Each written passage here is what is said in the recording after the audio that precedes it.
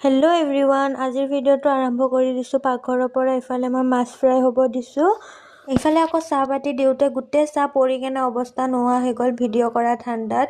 ৰাতিপুৱাৰ চাহ মই এতিয়াহে খাব ধৰিছোঁ। ইফালে ধুনীয়াকৈ চাহকাপ লৈ ল'লোঁ। কেক এটা বনাব আছিল, তো কেকটো বনাব ৰেডি কৰি ল'লোঁ। একেলগে বাচনকেইটাও ধুই ল'লোঁ। তাৰপিছত দুপৰীয়া হ'ল যিহেতু ভাতকেইটাও খাই ল'লোঁ একেবাৰে। ভাত খাই মেলি মই এনেই অলপমান বাহিৰত বহি আছিলোঁ। তাৰপিছত মই কেকটো কমপ্লিট কৰি ল'লোঁ। কেনেকুৱা লাগিছে জনাব।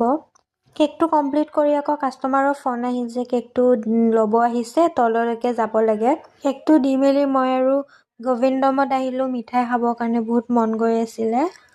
তাৰপিছত গোবিন্দমৰ পৰা মিঠাই লৈ ল'লোঁ, মানে ঘৰত লৈ যাই কিনে খাম, তো ঘৰৰ কাৰণে লৈ ল'লোঁ একেবাৰে। ইফালে ঘৰত আহি ধুনীয়াকৈ চাহ বনাই লৈছোঁ, মিঠাইকেইটা ওলাই লৈছোঁ। তাৰপিছত খাই মেলি আকৌ মামীহঁতৰ ঘৰত আহিছোঁ। আমাৰ আজি মানে টিকলাৰ দিৱালী লাগিছে, তো মানে আমি দুয়োটাই ফুলজাৰি জ্বলাই আছোঁ। আমাৰ আজি দিৱালী লাগিছে।